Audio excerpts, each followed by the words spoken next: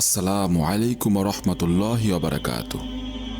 আপনাকে শুধুমাত্র এই দুইটি জিনিসের সাদকা করতে হবে, তারপর দেখবেন সম্পদ এবং রিজিক আপনার পায়ে এসে পড়বে ইনশাআল্লাহ। বাড়ি থেকে পেরেশানি, অভাব অনটন, রোগব্যাধি একেবারে শেষ হয়ে যাবে এবং আপনার জীবন হয়ে উঠবে আপাদমস্তক আনন্দময় ইনশাআল্লাহ। আর মনে রাখবেন, এই সাদাকা দেওয়ার জন্য অনেক বেশি ধন সম্পদ কিংবা পয়সাওয়ালা হওয়া জরুরি নয়, বরং গরিব থেকে গরিব ব্যক্তিও একেবারে খুব সহজেই এই সাদাকাগুলো দিতে পারবেন এবং এর মাধ্যমে নিজের ভাগ্য এবং নিয়তি পরিবর্তন করতে পারবেন। তো সেজন্য আজকের এই ভিডিওটি আপনাদের সকলের জন্যই অত্যন্ত গুরুত্বপূর্ণ একটি ভিডিও হতে চলেছে।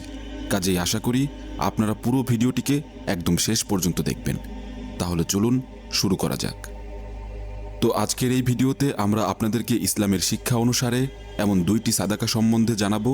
যদি আপনি অন্তত এই দুইটি সাদাকা দিতে শুরু করেন, তাহলে ইনশাআল্লাহ আপনার ভাগ্য এবং আপনার নিয়তি এমনভাবে পরিবর্তন হবে যা হয়তো আপনি নিজেও বিশ্বাস করতে পারবেন না।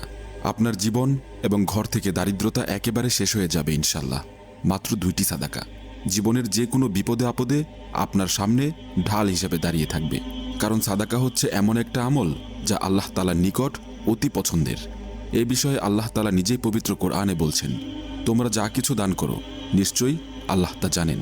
সূরা আল বাকারা আয়াত 273। এই বিষয়ে নবী করিম সাল্লাল্লাহু আলাইহি সাল্লাম বলেছেন, সাদাকা গুনাহকে নিভিয়ে দেয় যেমন পানি আগুন নিভিয়ে দেয়। অর্থাৎ আমরা প্রতিদিনই ভুল করি, সাদাকা সেই ভুলের কাফফারা হয়। এছাড়াও সাদাকা নিয়ে আরও অনেক মহা গুরুত্বপূর্ণ হাদিস রয়েছে। তার মধ্যে অন্যতম কিছু হাদিসসমূহ হচ্ছে, যে ব্যক্তি গোপনে সাদাকা করবে সে আল্লাহর আরশের ছায়ায় থাকবে, সহিহ বুখারী। সাদাকা বিপদ দূর করে এবং খারাপ মৃত্যু থেকে রক্ষা করে। সাদকা সম্পদ কমায় না, সহিহ মুসলিম। তাহলে এবার চলুন আমরা মূল পয়েন্টে ফিরে আসি। আমরা মাত্র দুইটি সাদাকার কথা বলছিলাম, আর তা হলো প্রথম সাদাকা, চারপায়ী প্রাণীদের মধ্যে যে কোনো প্রাণীকে খাওয়ানো বা পানি পান করানো। আমরা সবাই জানি যে চারপায়ী প্রাণী বলতে এমন প্রাণীদেরকে বোঝানো হয় যাদের 4টি পা আছে, যেমন বিড়াল, কুকুর অথবা গরু এবং ছাগলেরও 4টি পা থাকে। তো যে ব্যক্তি তার সামর্থ্য অনুযায়ী চারপায়ী প্রাণীদেরকে খাওয়াবে অথবা পানি পান করাবে, তবে মনে রাখবেন সেই প্রাণীটি যেন তার নিজস্ব না হয়। অর্থাৎ আপনাকে এমন প্রাণীকে খাওয়াতে হবে বা পানি পান করাতে হবে যার মালিক আপনি নিজে নন। এই প্রাণীটি কুকুর, বিড়াল বা অন্য যে কোনো প্রাণীই হতে পারে যাদের 4 পা আছে। আপনি যে কোনো প্রাণীর ক্ষুধা বা তৃষ্ণা মেটাতে পারেন। একবার একজন ব্যক্তি হযরত আলী রাদিয়াল্লাহু তাআলা আনহু-এর দরবারে হাজির হলেন আর বলতে লাগলেন, হে আলী, আমি প্রতিদিন কাজে যাই এবং কঠোর পরিশ্রম করি, কিন্তু তবুও দারিদ্রতা যেন আমার পিছু ছাড়ছে না। আপনি দয়া করে বলুন এখন আমার কি করা উচিত। তো হযরত আলী রাদিয়াল্লাহু তাআলা আনহু ওই ব্যক্তির দিকে তাকালেন আর বললেন, তুমি তোমার সঞ্চয় থেকে আল্লাহর মুখলোকদের দান করা শুরু করো। আল্লাহ তোমার দারিদ্রতা এবং অভাব দূর করে দেবেন। এমন কথা শুনে সেই ব্যক্তিটি বলল, হে আলী, আমি তো খুবই দরিদ্র ও অসহায় একজন মানুষ এবং নিজের জীবনই নানা অভাব অনটনে জর্জরিত। এই অবস্থায় আমি অন্য কাউকে কিভাবে দান করতে পারি? এমনটি শুনে হযরত আলী রাদিয়াল্লাহু তাআলা আনহু হেসে বললেন, তোমার ঘরে কি খাবার আছে? ওই ব্যক্তি বলল, হ্যাঁ আছে, আমি দিনে 2 বার খাবার খাই। তারপর হযরত আলী রাদিয়াল্লাহু তাআলা আনহু বললেন, তোমাকে আল্লাহ যা দিয়েছেন, যতটুকু রিজিক দিয়েছেন, তোমার সেই রিজিক থেকে আল্লাহর মুখলোকদের দান করো। যদিও তা 2 দানা খাবারই হয়ে থাকুক না কেন, তবুও তুমি অবশ্যই দান করো। আর সেটি পশু অথবা যে কোনো পাখি হোক না কেন, যখন তুমি আল্লাহর সৃষ্ট প্রাণীদেরকে সাদাকা দেওয়া শুরু করবে, তখন আল্লাহ তাআলা তোমার সমস্ত রিজিকের অভাব, সম্পদের অভাব এবং সমস্ত সমস্যা দূর করে দেবেন ইনশাআল্লাহ।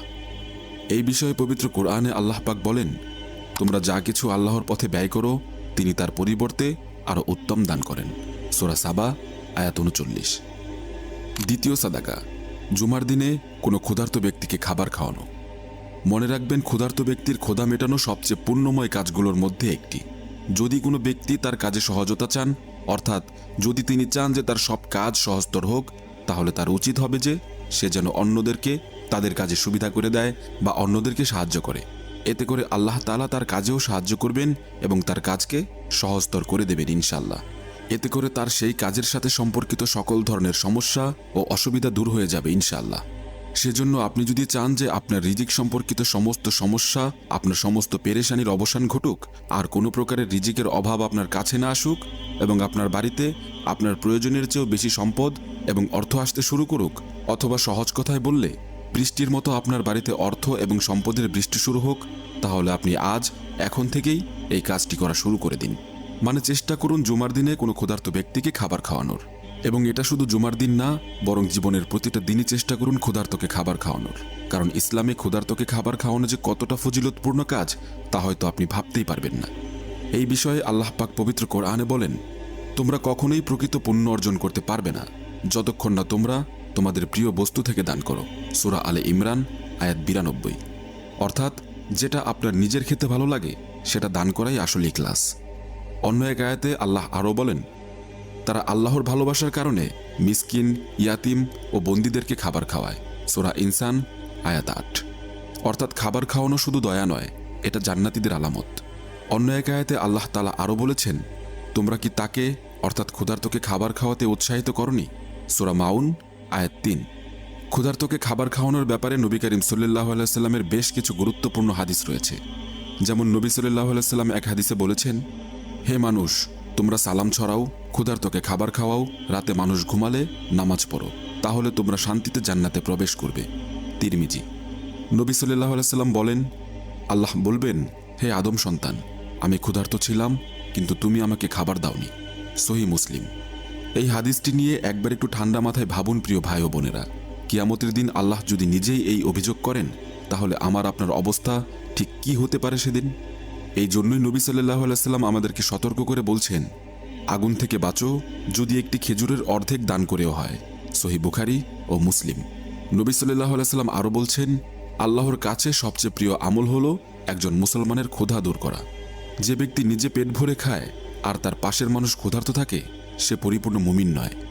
সাদাকা গুনাহকে নিভিয়ে দেয় যেমন পানি আগুনকে নিভিয়ে দেয়। তাহলে শুধু এই ক্ষুধার্তকে খাবার খাওয়ানোর মতো একটা ছোট্ট আমল দ্বারা আপনি কি কি পাচ্ছেন?